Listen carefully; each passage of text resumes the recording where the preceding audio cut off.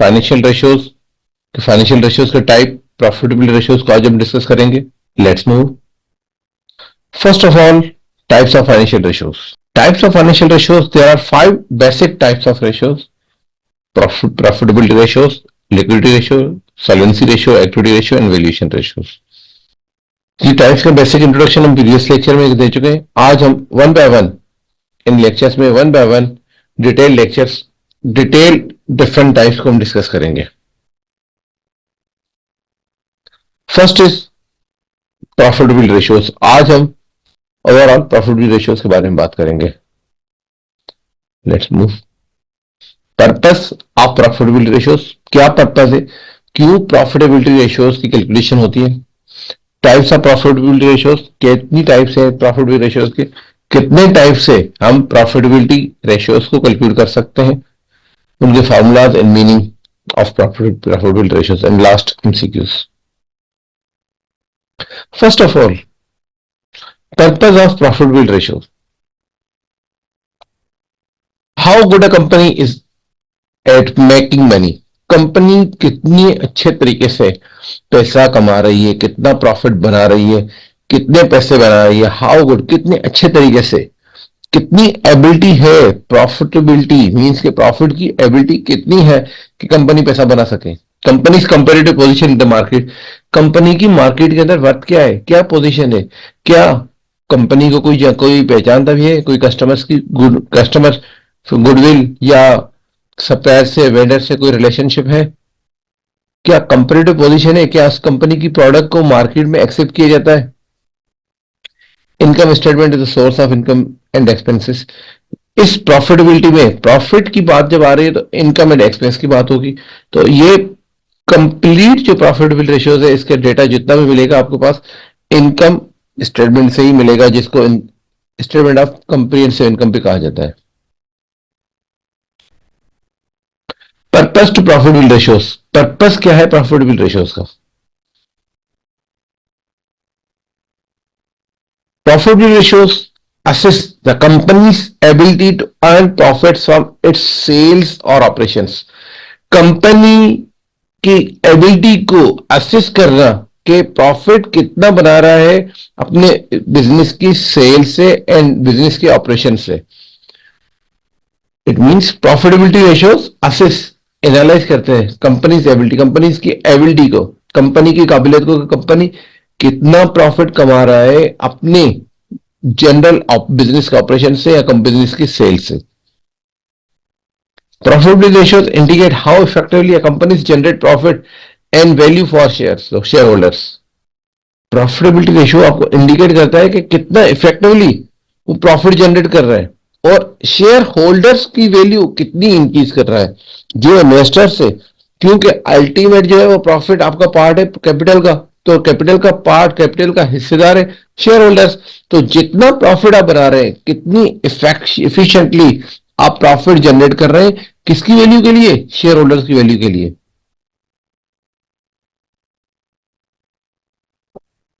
There are two types of ratios, return on sales and return on investments. Return on sales की, आपने जो profit earn किया है वो सेल्स की बिहाफ पे रिटर्न कितना है, या आपने जितना पैसा इन्वेस्ट किया है उसके बिहाफ पे रिटर्न कितना है. रिटर्न ऑन सेल्स में gross profit ratio, net profit margin and expenses to sales ratio. आपके पास मेजर 3 रेशियोज कैलकुलेट किए जाते हैं. Gross profit margin, gross profit ratio कितना है, net profit margin, net profit ratio कितना है, नेट प्रॉफिट मार्जिन कितना है, एक्सपेंसेस टू सेल्स रेशियो. आप जितने एक्सपेंसेस कर रहे हैं उसके बिहाफ पे सेल्स के हिसाब से कितने रेशियोज हैं, कितना परसेंटेज है. रिटर्न ऑन इन्वेस्टमेंट, इन्वेस्टमेंट पे, रिटर्न ऑन एसेट्स, एसेट्स पे कितना रिटर्न आ रहा है. Return on capital employed, capital employ कितना कैपिटल आपने लगाया है, इन रिटर्न ऑन इक्विटी. हम डिटेल से capital employed, equity and assets को डिस्कस करेंगे. Let's move. First of all, return on sales. Return on sales के लिए आपके पास फर्स्ट जो रेशियो था gross profit ratio. Gross profit ratio का मकसद कि आपके पास ग्रास प्रॉफिट रेशियो कैलकुलेट करने का जो फॉर्मूला है, ग्रास प्रॉफिट जो आपने कैलकुलेट किया divide by sales multiply by 100, कि सेल्स में कितना आपने जो सेल्स की है, जो रेवेन्यू आपने जनरेट किया उसमें कितना परसेंट ग्रास प्रॉफिट है. It shows the trading profit earned by a company from sales and it's compared to last year के कंपेयर के हिसाब से या करंट ईयर के कंपनी ने सेल्स में कितना प्रॉफिट, कितना परसेंट ट्रेडिंग प्रॉफिट है, ये शो करता है gross profit ratio. Higher price lower production cost. अगर प्राइस हायर होगी और लो प्रोडक्शन कॉस्ट होगी तो यकीनन आपके पास प्रॉफिट रेशियो हायर होगा. Higher price superior quality. Price तो हायर है, हायर प्राइस की वजह से क्यों एक्सेप्टेबल होता है, just like Apple, iPhone, iPhone की क्वालिटी सुपीरियर क्वालिटी की वजह से हायर प्राइस, इवन तो उनकी भले लोअर प्रोडक्शन कॉस्ट लोअर हो, मगर हायर प्राइस सिर्फ और सिर्फ एक्सेप्टेबल है, सुपीरियर क्वालिटी है, दूसरों से सुपीरियर है इसलिए उसकी प्राइस ज्यादा है. सेकंड चीज सुपीरियर ब्रांड्स या कोई ब्रांड्स का नाम अज्यूम करें आपने, गारमेंट्स के अंदर डाइनर, कैलिफोर्न, कैलिफोर्निया, इस टाइप के कंप्यूटर्स के अंदर एचपी, ये कुछ ऐसी ब्रांड्स हैं जिसका पता है कि इसकी ब्रांड्स ये नॉर्मली दूसरी इनके कंपटीटर से प्राइस इनकी ज्यादा होगी क्योंकि इनकी क्वालिटी ज्यादा होगी, क्योंकि ये ब्रांड्स हैं इसके अंदर कोई डिफेक्ट आने के चांसेस बहुत कम है. या एक और लास्ट ऑप्शन हो सकता है एक्सक्लूसिव टेक्नोलॉजी. जो टेक्नोलॉजी इस ब्रांड्स में है वो किसी और में नहीं. जो ब्रांड्स के अंदर आपके पास प्राइस हायर क्यों पे करते हैं, या तो क्वालिटी या ब्रांड्स या कोई एक्सक्लूसिव टेक्नोलॉजी, इसके अलावा किसी अंदर किसी और के पास ये टेक्नोलॉजी है ही नहीं.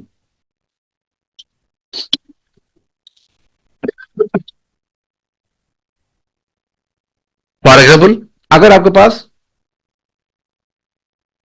डिफरेंट कंप्यूटर्स रखें, डेल, लिनोवो, एचपी, डिफरेंट रखें, और आप अब अगर प्राइस हायर होगी तो यकीनन कोई ना कोई क्वालिटी या टेक्नोलॉजी मॉडल लेटेस्ट होगा, लेटेस्ट जनरेशन होगी, किसी ब्रांड्स की वजह से उसकी प्राइस हायर होगी.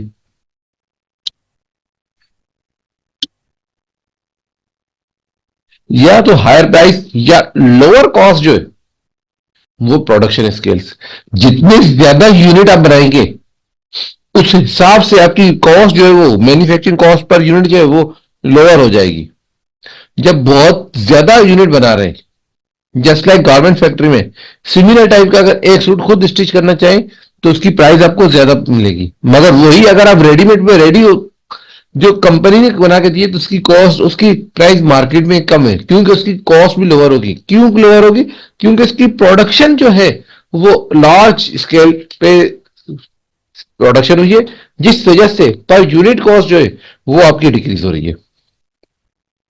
जिस वजह से अब आपके पास यहां पे ओवरऑल जितनी भी ग्रास प्रॉफिट रेशियो क्यों इंक्रीज होगा, या तो आपकी हायर प्राइस होगी,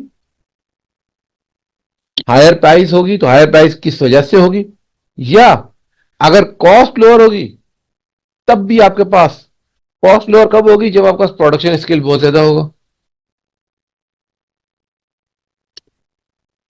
सही, वालेकुम सलाम. अल्लाह शुक्र नहीं बता मानू आयो गरीबन के सफा याद ही ना था कहो. जी. अल्लाह, ये न क्यों यार. बस तो ये को फोन हो गया, ऑफिस में बैठो, महाने पे ऑफिस में बैठो है.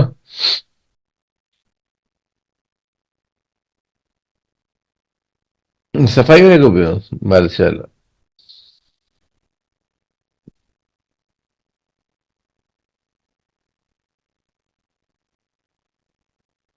बस दा जोर में आयो.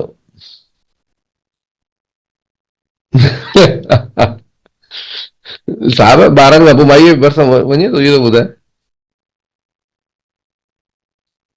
माईअ बरसां वञी सुम्ही त कोई न कोई ॿार कया कया कंदो ई कंदो.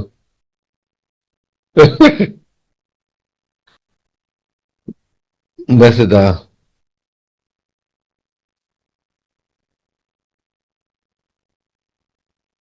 बसि पोइ या गाना से दोस्त हिकिड़ो बि चवंदो आहे जामिया किताब न वारो चवंदो आहे मुंहिंजो बेड हेठि नहीं करियां माइक चवंदा जॾहिं मूड हुजे त हली ईंदी करे हेठि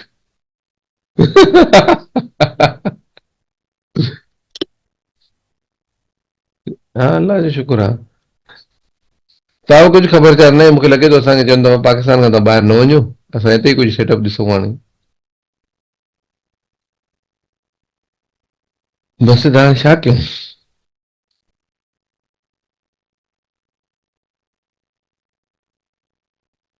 सावा महिनत कई लख रुपया तकरीबन नुक़सान बि कयो मेडिकल जो छा कयूं अञा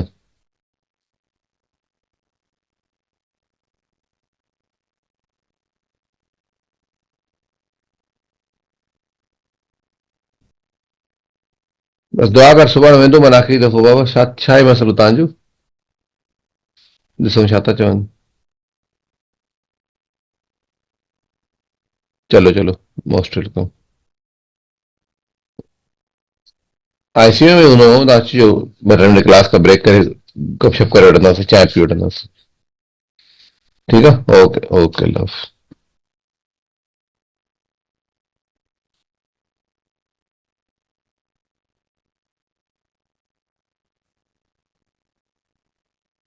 ग्रॉस प्रॉफिट रेशियो के बाद नेक्स्ट रेशियो है आपके पास नेट प्रॉफिट रेशियो जो हम प्रॉफिट लॉस अकाउंट में पहले ग्रॉस प्रॉफिट कैलकुलेट किया था पहले उसके रेशियोज कैलकुलेट किए अब नेट प्रॉफिट रेशियो का फॉर्मूला क्या है net profit ratio net profit divide by sales कितना प्रॉफिट हुआ है उसकी सेल्स के divide by sales multiply by 100 करेंगे तो आपके पास परसेंटेज आ जाएगा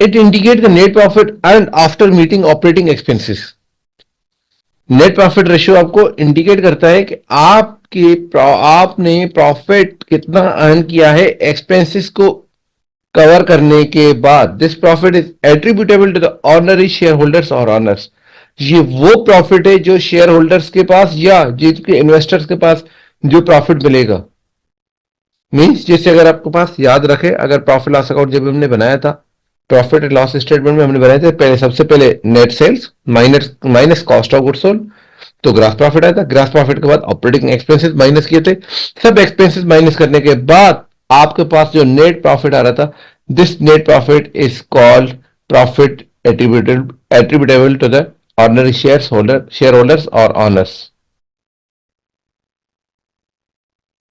it gives an overall picture of the business profit after deducting operating and non-operating expenses जितने भी एक्सपेंसेस हैं variable cost fix cost operating non operating जितने भी एक्सपेंसेस हो रहे हैं वो एक्सपेंसेस माइनस करने के बाद जो ओवरऑल जो लास्ट अमाउंट बच रहा है this is called net profit और एक्चुअल यही आपके पास बिजनेस की पिक्चर दे रहा है कि आपने प्रॉफिट कितना अर्न किया है ड्यूरिंग द ईयर थर्ड है आपके पास expenses to the sales ratio कोई भी एक्सपेंस आप कर लेंगे एक्सपेंसेस टू सेल रेशियो के expenses total expenses divide by sales करेंगे तो आपका टोटल एक्सपेंस का रेशियो मिल जाएगा it compares expenses with particular sales it compares expenses with particular expenses एक सर्टेन एक्सपेंस पर्टिकुलर एक्सपेंस अगर आपने अपनी सेल्स से रेशियोज कैलकुलेट किए तो उसको आइडेंटिफाई होगा कि आपके जो सेल्स कर रहे हैं तो सेल्स डिपार्टमेंट की सैलरीज कितनी है जितनी सेल्स कर रहे हैं उसमें कॉस्ट ऑफ गुड्स सोल्ड कितना है जितनी सेल्स कर रहे हैं उसमें ऑपरेटिंग एक्सपेंस कितना है जितनी सेल्स कर रहे हैं उसके अंदर एडमिन एक्सपेंस कितना है जितनी सेल्स कर रहे हैं उसके हिसाब से हमारे पास इंटरेस्ट एक्सपेंस कितना है कि डिफरेंट एक्सपेंसेस को अपनी सेल्स से कंपेयर करते हैं कि आपकी जो सेल्स है 100% सेल्स उस 100% सेल्स में कितने percent cost of goods sold है कितने परसेंट रेंट एक्सपेंस है कितने परसेंट सैलरी एक्सपेंस है कितने परसेंट यूटिलिटी एक्सपेंस है वो हर एक एक्सपेंस को परसेंटेज में आइडेंटिफाई करने के लिए ये रेशियो काउंट किया जाता है expenses to sale ratio Operating expenses to sales is equal to operating expense divided by sales multiplied by 100. Expenses, admin expenses to sales, admin expense divided by sales. Marketing expense divide by sales marketing expense to sales आ जाएगा जो जो expense आपके पास होगा उसको sales से अगर divide करेंगे तो आपका रेशियो आएगा this expense is called this ratio is called expenses to sales ratio अब आपके पास सेकंड फेज प्रॉफिटेबिलिटी रेशियो का, return on investments. Return on, first of all return on investment में रिटर्न ऑन एसेट्स, कि आपने जितने assets investment किए हैं उन एसेट्स के बिहाफ पे, उन एसेट्स में कितना परसेंट आपने एसेट से कितना रिटर्न अर्न किया है। रिटर्न ऑन एसेट्स के आपके एसेट्स पे कितना रिटर्न है।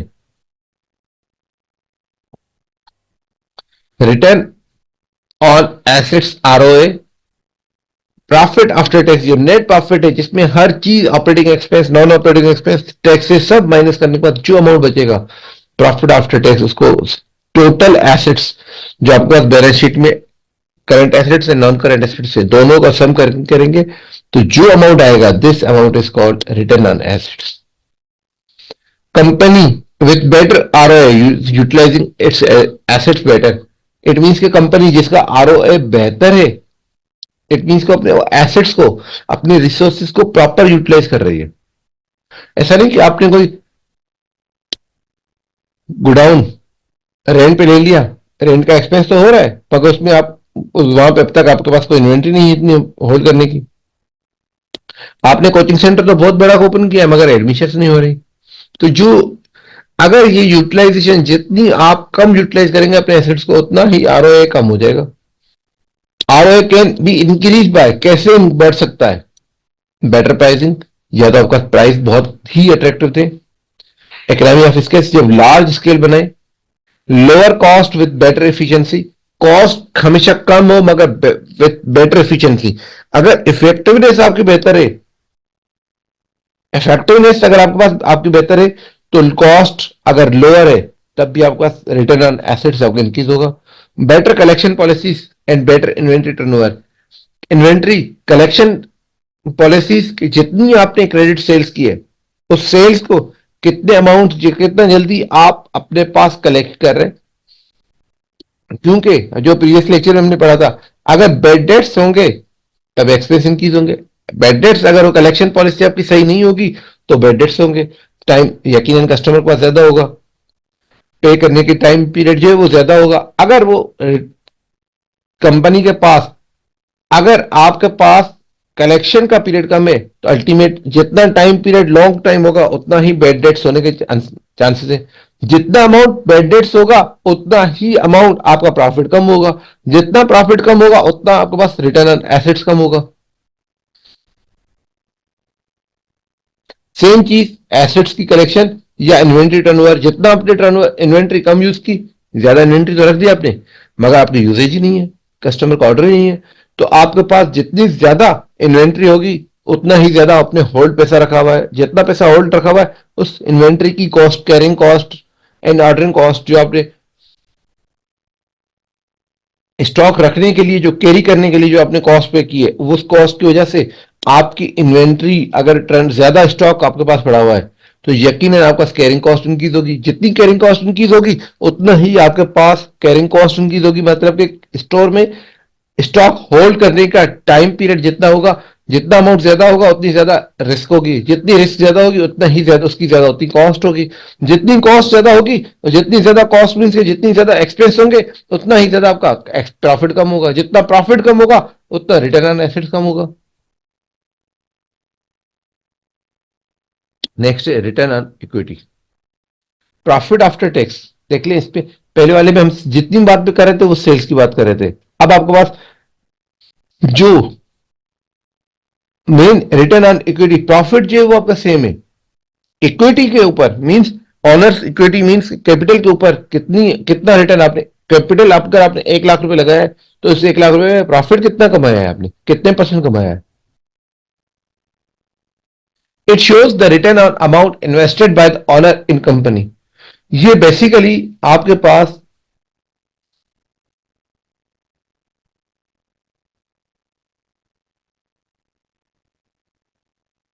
It shows the return on amount invested by owner in company, के कंपनी ने, कंपनी में ऑनर ने जितना पैसा इन्वेस्ट किया है उस इन्वेस्टमेंट पे कितने परसेंट आपको प्रॉफिट मिला है। In simple it shows how much amount owner is taking additional against on investment in business, आपके पास जो बिजनेस का ऑनर है वो कितना पैसा अर्न कर रहा है किस पे, आप पे जितनी इन्वेस्टमेंट की है उस इन्वेस्टमेंट के एडिशनल अमाउंट उसको कितना मिल रहा है, this is called return on equity. Third, return on capital employed. Return on capital employed means profit before interest and tax. जो भी आपने प्रॉफिट में, प्रॉफिट से इंटरेस्ट माइनस किया है, नेट प्रॉफिट में से वो इंटरेस्ट भी ऐड करेंगे और टैक्सेस जितने भी दिए वो भी ऐड करेंगे, डिवाइड बाय कैपिटल एम्प्लॉयड. अब कैपिटल एम्प्लॉयड किसको कहते हैं? कैपिटल एम्प्लॉयड कैलकुलेट करने के दो फार्मूलाज है. टोटल एसेट्स जो बैलेंस शीट में आपका current assets minus current assets plus non current assets, उसमें से माइनस करेंगे करंट लाइबिलिटीज, आपको पास बच जाएगा equity, capital and non current liabilities. Equity and non current liabilities को कैपिटल एम्प्लॉयड कहा जाता है, या एसेट्स में से अगर करंट लाइबिलिटीज माइनस कर ले तो भी जो अमाउंट बचेगा this amount is known as capital employed. It shows that return on total amount invested in assets